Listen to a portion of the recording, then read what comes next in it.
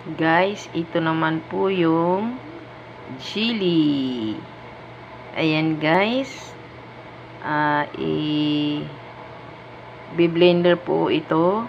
And then, lulutuin po, gigisahin ng maraming mantika. So, magiging chili sauce na po. Thanks for watching guys. Bye-bye. Hello guys. Ayan, nakikita nyo maraming bawang at saka sibuyas. Gagawa po kami ng garlic and chili sauce. Ayan guys, yan ang kanyang sangkap at saka yung chili red. Ayan.